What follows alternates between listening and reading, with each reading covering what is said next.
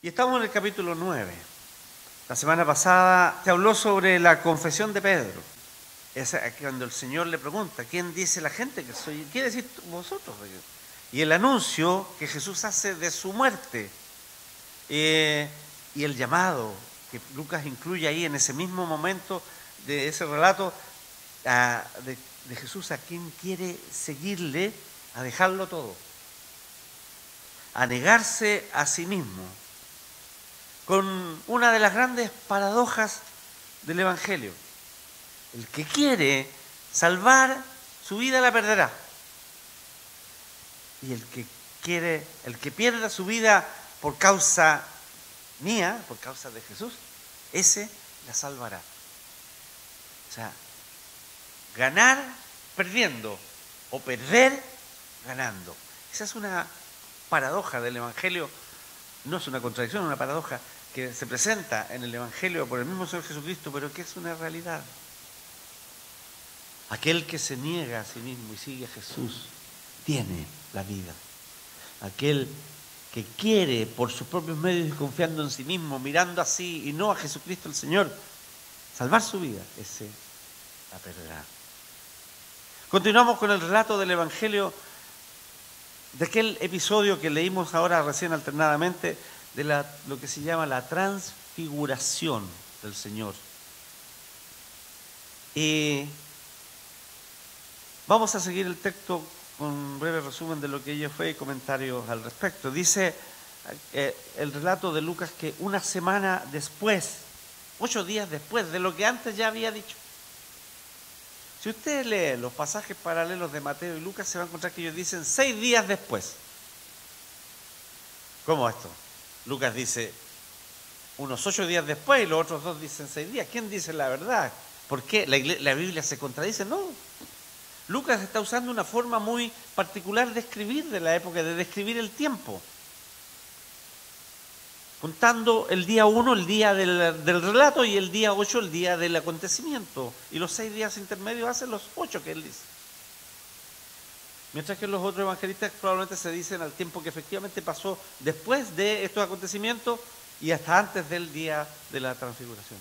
Por lo tanto, no hay una contradicción. Es como cuando dice el texto, el Señor murió un viernes y resucitó un domingo, y nosotros decimos que al tercer día va a resucitar, dice la Escritura, porque el primer día se cuenta. El contar clásico de ese tiempo era así, la forma de llevar la cuenta de los días. Por eso Lucas dice, pasados 8 días, o como los 8 días después de su discurso, Jesús toma a Pedro, a Juan y Jacobo, y subió con ellos a un monte a orar.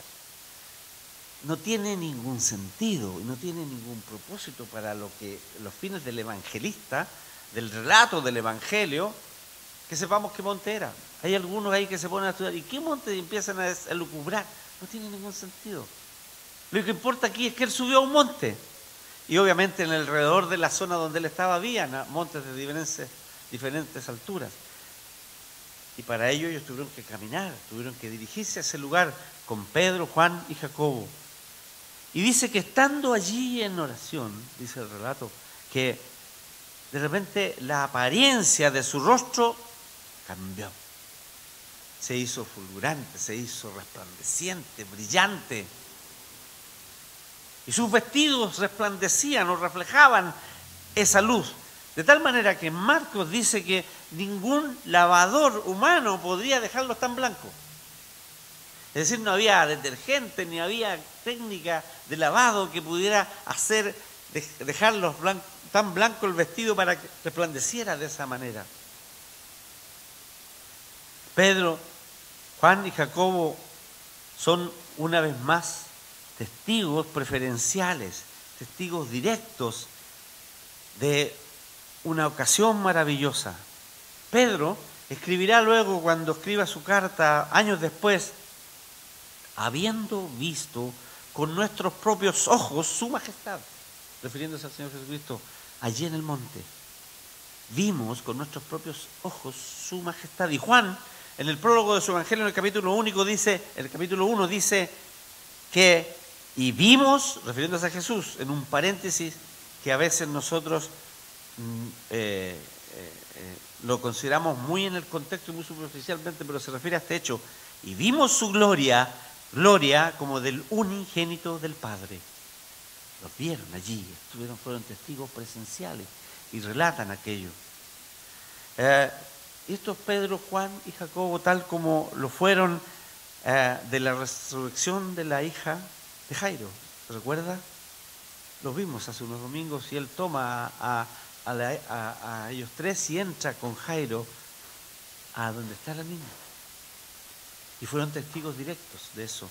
Pero también estaban allí en las barcas, en la pesca milagrosa, aquella de que habían estado toda la noche pescando, afanados y no habían logrado nada. Pero Pedro le dice: en tu nombre, ya que tú lo dices, Señor, echaré la red. Y las redes casi se rompían de tantos peces.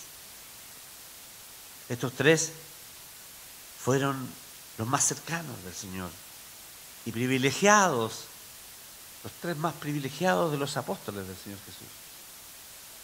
Y esta transformación gloriosa se completa, dice el relato, con una aparición de dos personajes al lado del Señor, siervos del Señor, Moisés y Elías, quienes conversan con Jesús. Elías fue uno de los que no vio muerte, lo traspuso Dios. Él voló a los cielos en un carro de fuego, dice.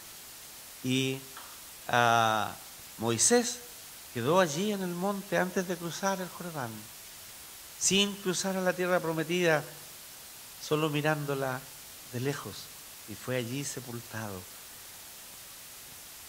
Y ambos personajes conversan con Jesús, y Lucas da el tema de la conversación.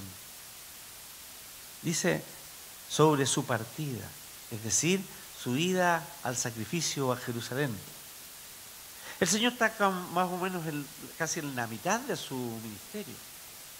Si uno lo pudiera relatar usando la misma figura de la transfiguración, es como que va ascendiendo un monte y ahora va a empezar a bajar.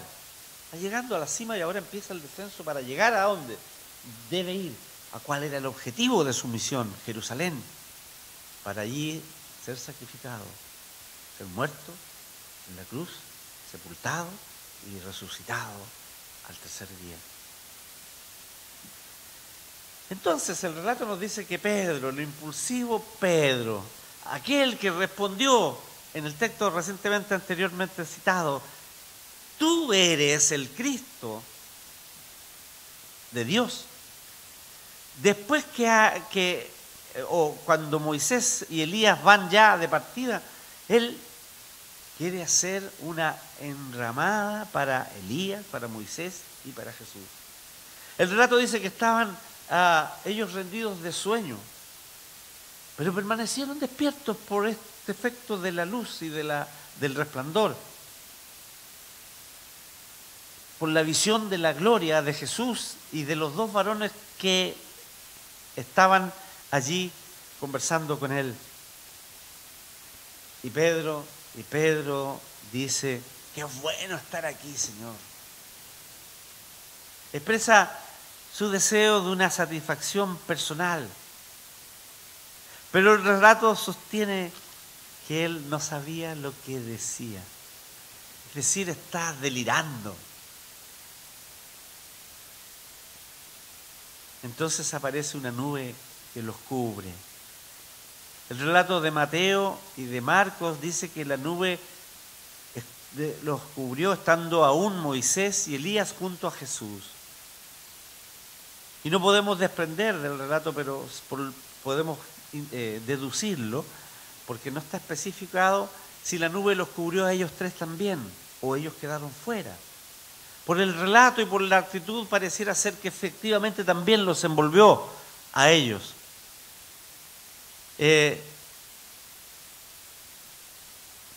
Por cierto, el relato de Lucas, como en otros tantos pasajes lo hemos dicho, no es tan detallado como el de Marcos. Pero una vez más no se contradice con el relato de Marcos, ni tampoco con el de Mateo. La nube, como decimos, pudo cubrirles a todos, incluidos los apóstoles. quienes tenían temor de ellos. Dice, tuvieron temor de entrar en la nube o que la nube los cubriera. Ya estaban espantados por la visión. Y Mateo dice, interesante que nosotros cuando vemos los tres relatos y podemos ir complementando la escena, dice que mientras Pedro aún hablaba lo que estaba diciendo, vino la nube y les cubrió. Es interesante por lo que vamos a decir luego, ¿no? Pero es así, él está diciendo, hagamos unas enramadas, bueno que estemos aquí, hagamos una valía, otra para allá y otra para ti, Señor, y nos quedamos aquí tranquilitos, gozando de esta bendición y de esta manifestación de la gloria del Señor. Y entonces de la nube dice, sale una voz, surge una voz que dice, este es mi Hijo amado, a él oíd. Por cierto, no podemos dejar de pasar aquí en este momento el error de Pedro, el error que él comete al tratar de, en alguna manera, el relato no lo dice así, pero uno lo puede interpretar, de igualar a Jesús con Elías y Moisés. Por cierto, esos personajes no aparecen para poner a Jesús al nivel de ellos. Tiene otro sentido que lo vamos a ver enseguida. Pero él quiere hacer una enramada para los tres. No dice que va a ser una principal para el Señor y otra, no, una para los tres, como si fueran lo mismo. Es un error de él, una percepción errada. Estas palabras que le dicen salen de la nube para referirse al Señor, para que la escuchen los apóstoles, por cierto, y el mismo Señor Jesús, porque en el momento que Él está preparándose para ir a Jerusalén a enfrentar su sacrificio vicario, Él conoce a lo que va y está decidido a ir a aquello. Esta voz que le dice, tú eres mi Hijo amado, a Él oíd, por cierto, para el Señor Jesucristo era de fortaleza, era de consuelo, era de ánimo en su misión. Pero para los discípulos era de testimonio. A Él oíd.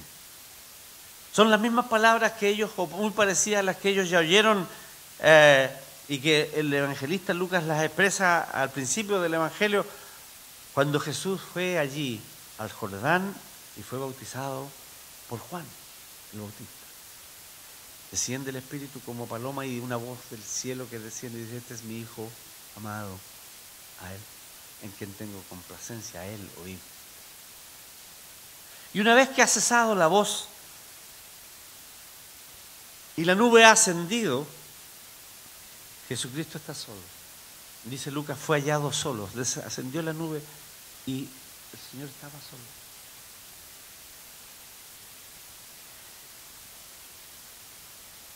Según Lucas, dice, los apóstoles callaron y no dijeron a nadie nada. Pero por Marcos y por Mateo nosotros sabemos que fue la instrucción de Jesús a ellos, específicamente.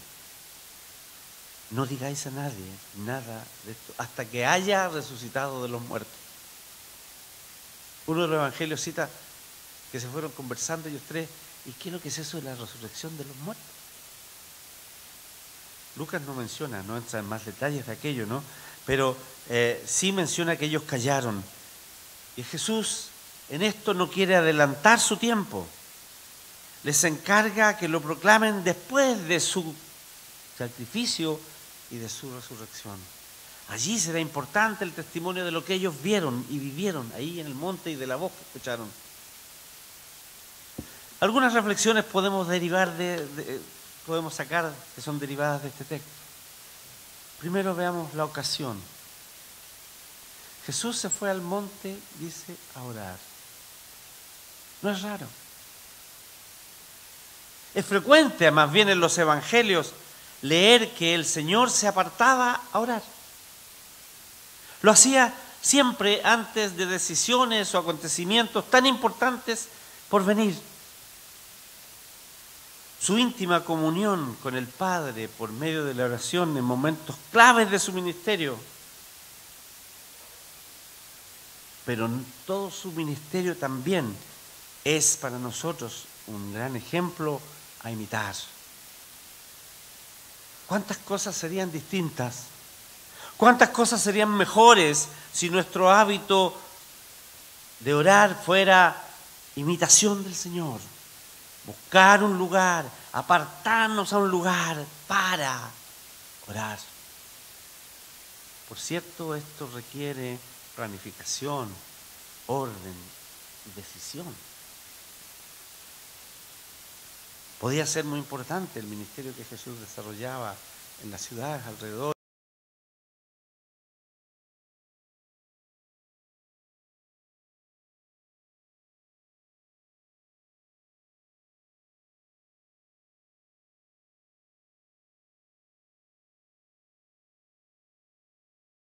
Y proclamando el reino de Dios y haciendo bienes y sanando a muchos.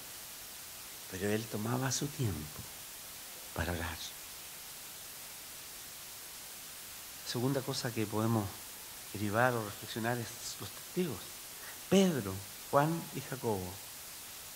Me gusta cómo suena porque los niños cantaban una alabanza. Pedro, Juan y Jacobo en el barco, allá en el inmenso mar. Y estuvieron toda la noche pescando y no pasó nada. Y vino el Señor, se subió al barco y empiezan los pescaditos. 1, 2, 3, los pescaditos. El canto que cantan los niños. Pedro, Juan y Jacobo. 3 privilegiados. Como dijimos ya, 2 de ellos después afirman la veracidad de la visión de la gloria del Señor en sus relatos escritos. Para ellos, esta aparición tiene el propósito de confirmar lo que confesó Pedro. Tú eres el Cristo. Tiene el propósito de demostrar que efectivamente Jesucristo es quien dice que es. Que Pedro tiene razón en decir que es el ungido de Dios. Y viene a manifestarles efectivamente como un sello que esa afirmación de Pedro es real, es cierta y significa lo que significa. Y por lo que sigue también debemos entender que es así.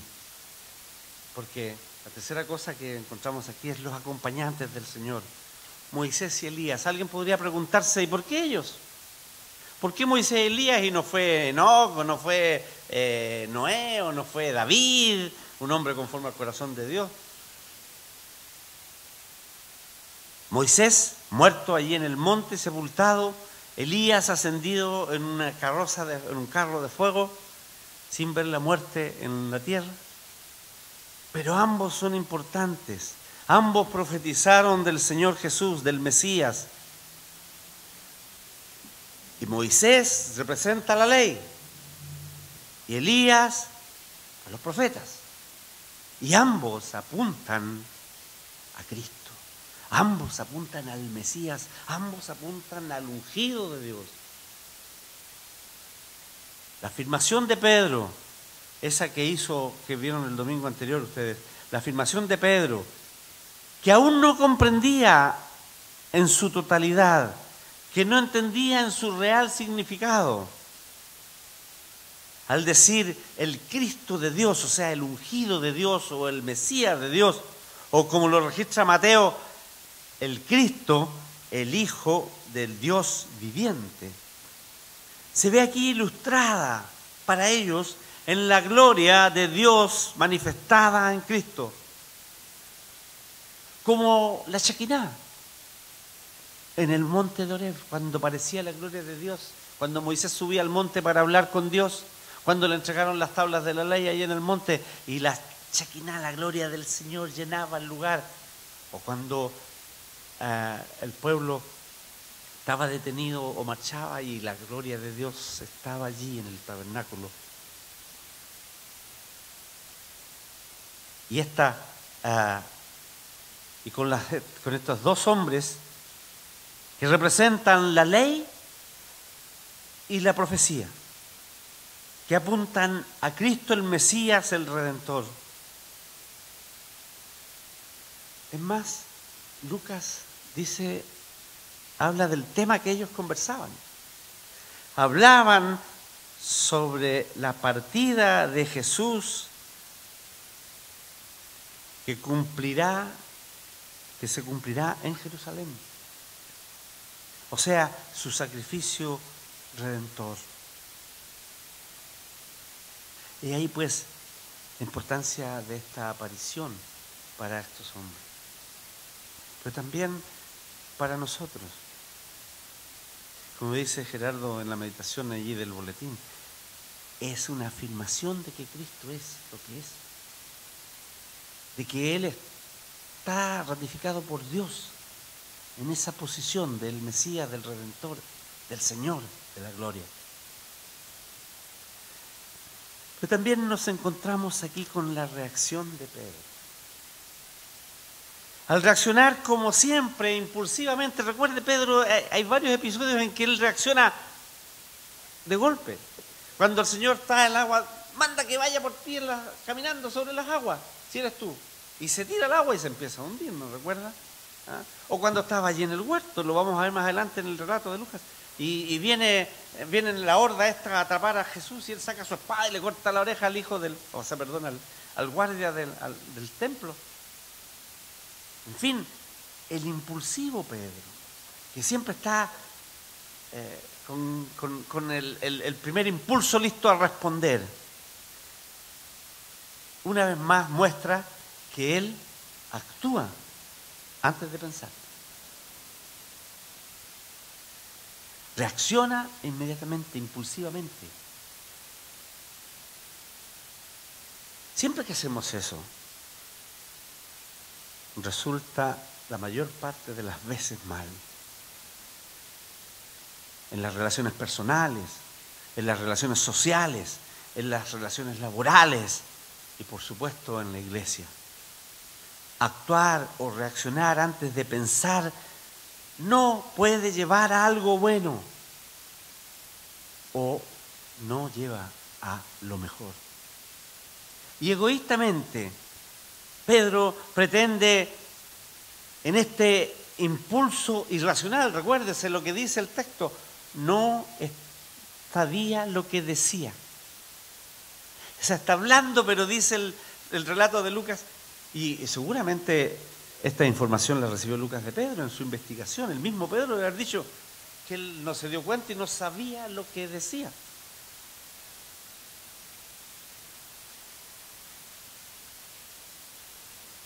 Egoístamente decimos que queriendo quedarse allí con Jesús, con Moisés, con Elías, disfrutando su bienestar, plenitud de gozo, esa visión extraordinaria que era un privilegio para ellos. Bueno, es que estemos aquí, qué bueno que estemos aquí. Hagamos una enramada y aquí nos quedamos. No piensa en lo que le espera ni en lo que viene. Demuestra que no ha entendido lo que Jesús le ha enseñado y lo que Dios le está manifestando al mostrarle la gloria de Cristo. Y debe recibir una vez más la voz del cielo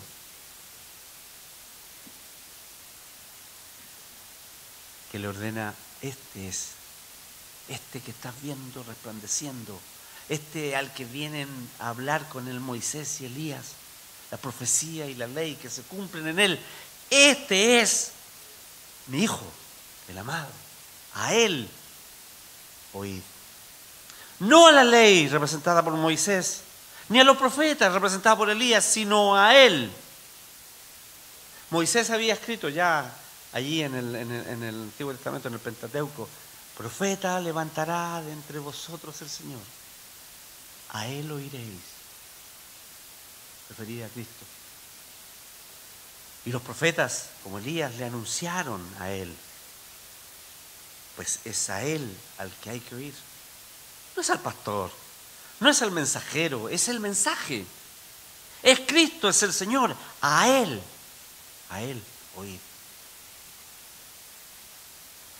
Pero nuestro texto de hoy para la meditación continúa con otro episodio que nos habla del descenso de allí, el descenso a la realidad. Del 37 adelante.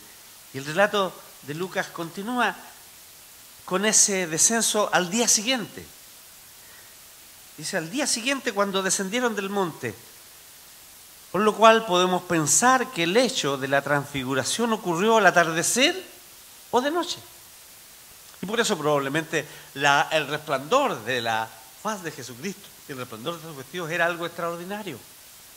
no era algo atribuible a una posición del sol que daba de alguna manera en él y que ellos la veían reflejada.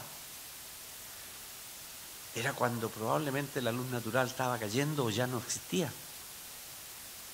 Y además por ello el relato nos dice, sin especificar mayor cosa, que ellos estaban cargados de sueño. No podían estar con sueño a mediodía. Probablemente era el atardecer o la noche y por eso estaban con sueño. Y dice que ellos al llegar abajo, descendiendo al día siguiente, la multitud le salió al encuentro, una vez más. ¿Cuántas veces Lucas nos relata lo mismo? Iba caminando y la multitud le seguía. Y se subía a la barca para predicar y ahí estaba la multitud. Y subía en la barca para arrancarse de la multitud y ir al otro lado a estar en un lugar tranquilo para que sus discípulos descansen después de la misión. Y la multitud le siguió por la costa y llegaron allá. La multitud siempre le espera, le sigue, le busca. Y de entre ellos dice un hombre que clamó por su hijo único. Otro detalle. Y Lucas es el único que enfatiza este hecho como lo hizo con la hija de Jairo y como lo hizo en el caso del hijo de la viuda de Naín. Único hijo. Jairo, la viuda de Naín, hijos únicos, sanados y resucitados. Y el relato nos habla del único Hijo de Dios presente en esos y en este milagro, quien pondrá su vida por los pecadores. Este hijo enfermo, este hijo que estaba enfermo, padecía una enfermedad que parece ser una epilepsia o algún tipo de epilepsia y que por la generalidad de su tiempo también era atribuida a un demonio, a un espíritu maligno que le toma, le sacude, lo hace echar espumarajos por la boca, lo daña. Y el padre cuenta que le pidió a sus otros discípulos que estaban allá abajo en el monte bajo el monte esperando que el Señor volviera, que le echasen fuera y no pudieron. Le pedimos a tus discípulos que le echasen fuera y no fueron capaces. Unos capítulos atrás, los discípulos fueron enviados por el Señor y relatan al volver que los espíritus se les sujetaban, que ellos sanaban a personas enfermas, pero ahora, nada. Y el relato de Lucas sigue con una reprensión de Jesús por la incredulidad. Marcos, que es más extenso y detallado en sus relatos, dice que el Señor dialogó con el padre del hijo pidiéndole fe. Si crees, al que cree todo es posible, le dice. Y el padre le responde con estas palabras: creo, ayuda mi incredulidad. Dudo, pero creo. Ayúdame a creer más.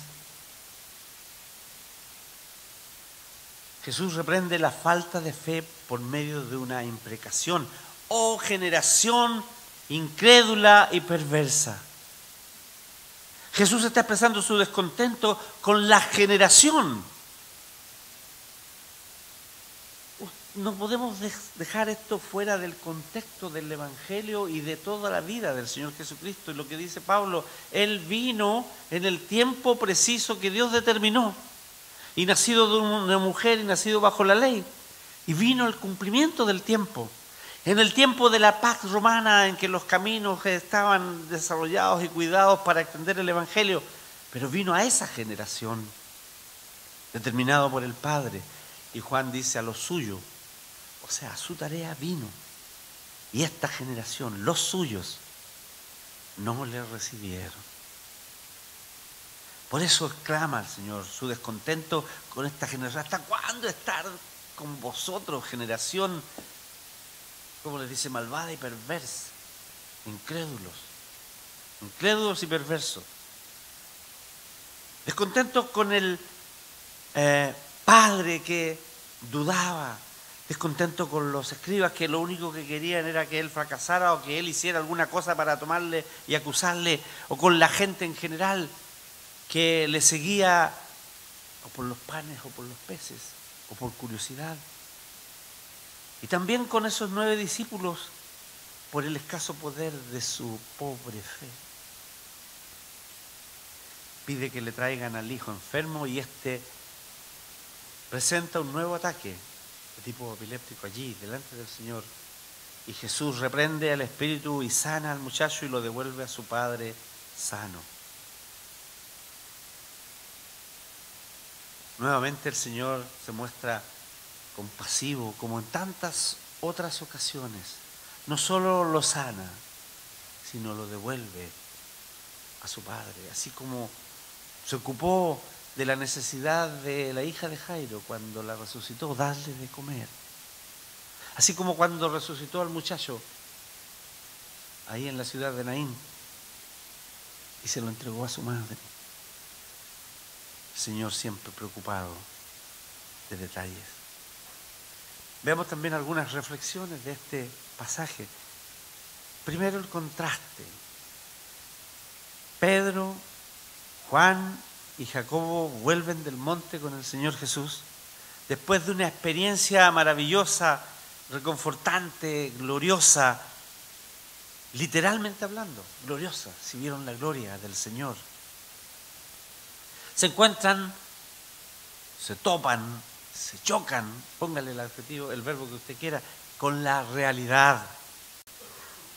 Enfermedad, dolor, tristeza, impotencia, incredulidad. Muchas veces nosotros seremos como estos discípulos al descender del monte. No podemos quedarnos en el monte, en lo glorioso y edificante del culto, de la comunión con los hermanos y con el Señor. Afuera está el dolor, afuera está la enfermedad, afuera está el sufrimiento, afuera está la incredulidad. Y es allí, afuera, a donde la presencia del Señor debe actuar. Y hoy, la presencia del Señor somos la iglesia del Señor. Nuestro mensaje, nuestro testimonio está allí en la necesidad, en la enfermedad, en la incredulidad. También vemos el milagro y el poder. Una vez más, Lucas muestra en su relato el maravilloso y gran poder del Señor. Lo que parece difícil o imposible para muchos, para Él es siempre posible. Para Él es simple. Al que cree todo le es posible. Él actúa en aquello que los demás no pueden, en aquello en que los demás se muestran imposibilitados, impedidos, incapaces. Pero Él puede mostrar su poder al obrar.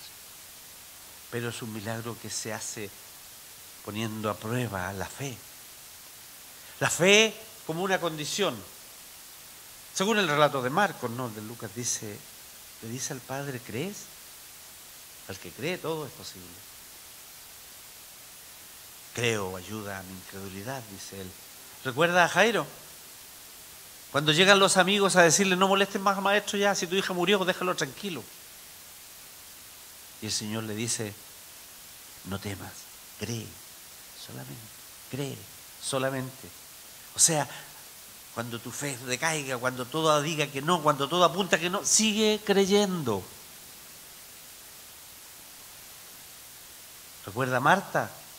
Con su hermano muerto ya hace 3 días. Y viene el Señor y ella sale al encuentro. Señor, si hubieras estado aquí, mi hermano no habría muerto. Tu hermano resucitará, le dice el Señor. Y ella le dice, yo sé que resucitará al día postrero. No, le dice, el Señor está refiriendo a que va a resucitar ahora. ¿Crees? Le pregunta el Señor a Marta. Sí, Señor, yo he creído que tú eres el Cristo. La misma respuesta de Pedro.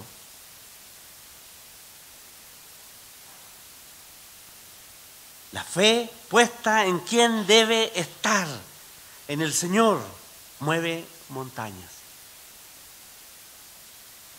El relato de los otros evangelios revela el diálogo posterior a este hecho entre los discípulos y el Señor que Lucas omite. Le preguntan al Señor, ¿por qué no pudimos echar el demonio fuera? Y la respuesta de Jesús fue, por vuestra poca fe. El Señor actúa con poder, pero demanda la fe al Padre. Nosotros pedimos muchas veces al Señor que actúe, que obre, pero sin fe. Como no creyendo lo que estamos pidiendo. Muchos lo hacen así. Y no quiero que se quede con lo que otros dicen. Pide todo lo que quieras, demándalo nomás y lo tendrás. La Biblia, la palabra del Señor no nos dice aquello. Pero sí nos dice que todo lo que pidiéis a Dios creyendo, en el nombre del Señor Jesucristo lo recibiréis. Pero se refiere a todo aquello que sea conforme a la voluntad del Padre, a la voluntad de Dios. Me refiero yo a pedir con fe por sanidad espiritual, por bendición espiritual, por bendición para la iglesia, por liberación de pruebas del mal, todo conforme a la voluntad del Señor, como el Señor enseñó en su oración, hágase tu voluntad, porque sin fe, dice el autor de Hebreos, es imposible agradar a Dios. El Señor entonces efectúa el milagro de sanidad, mostrando su poder una vez más ante una multitud que le seguía curiosa, que le seguía para oírle, que le seguía por distintos motivos o distintas motivaciones, pero que a pesar de todo, a pesar de verle, a pesar de escucharle, no creyeron en él realmente. A los suyos vino y los suyos no lo recibieron. El texto concluye con la frase, y todos se admiraban de la grandeza de Dios. Todos se admiraban, pero no es suficiente.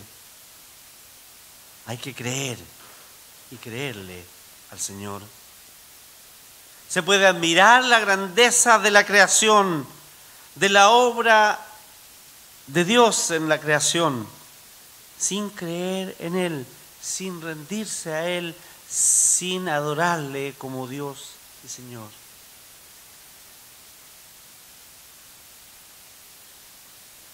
Hoy estaba en un funeral, temprano, de un colega fallecido hace 2 días.